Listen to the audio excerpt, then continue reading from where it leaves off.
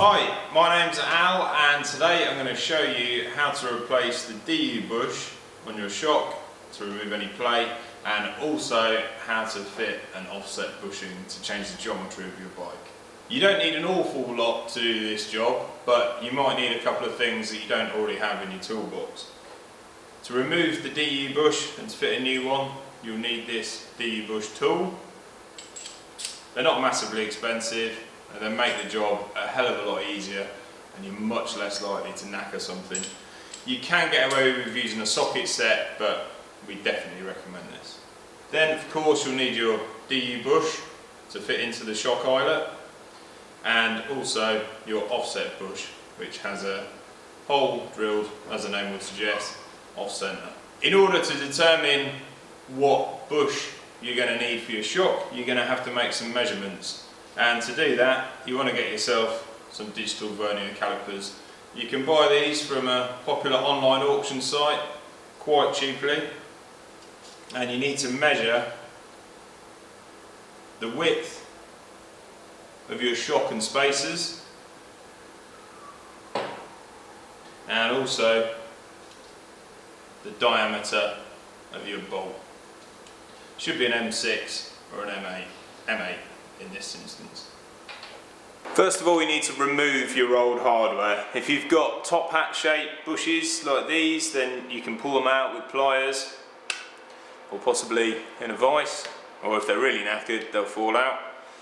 If you've got this style with spacers on either end, they just pick off. And the central part, you should be able to push out with your fingers. If you can't, get a socket and use that to push that part out. Next up, we're going to replace the DU bush inside the shock eyelet. So that's this little sleeve that sits in here. So this is where our DU bush tool comes in, very useful indeed. So this is how you need to put it together. It goes through there, and this part has to have the wide opening so it will accept the bush, not the other way around. Now you can put this on the floor and hit it with a hammer, but a more controlled way of doing it is to use a vise, if you have one.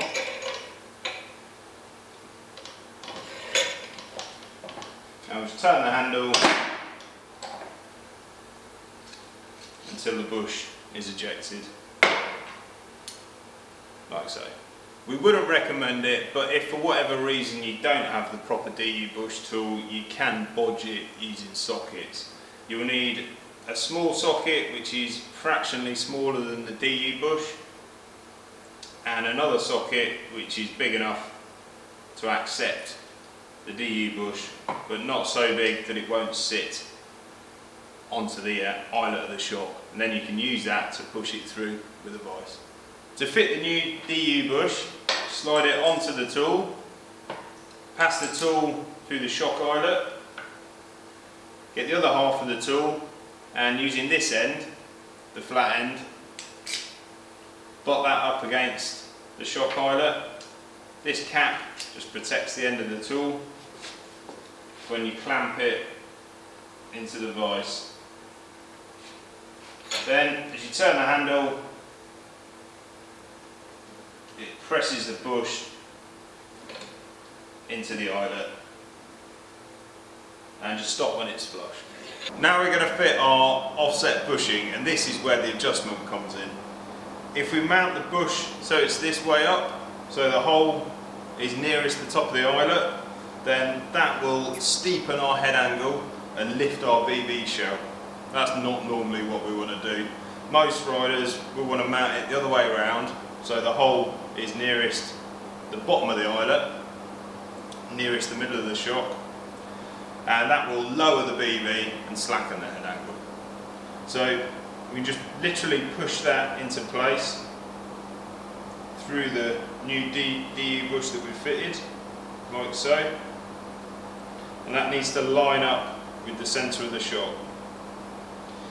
If you were fitting two, you'd want to mount it in exactly the same way, so the mounting hole will be nearest the middle of the shock, and that effectively shortens the shock and gives you the slacker head angle and lower BB. With the offset bush in place, we just need to fit these alloy spacers on the end, like so, and that's all ready to go into the bike. So with your new offset bush fitted and your new DU bush fitted, then mount the shock into the frame. Make sure you use Loctite and the appropriate torque settings for tightening up the bolts, and then make sure that you've got sufficient clearance. So make sure that no parts of the frame are going to contact each other as the bike's fully compressed. So let all the air out the shock like we have here, and make sure your clearance is okay. When you do get out on the trails, then you might decide that you want to tweak things a bit more. If you have got 2 offset bushes fitted, you might decide you only want 1. There is a bit of room for playing there. So that's it, shock's on the bike, we've checked for clearance, everything's fine, it's re-inflated, so we're ready to get out, hit the trails and enjoy our new geometry. Thanks for watching, cheers, see you next time.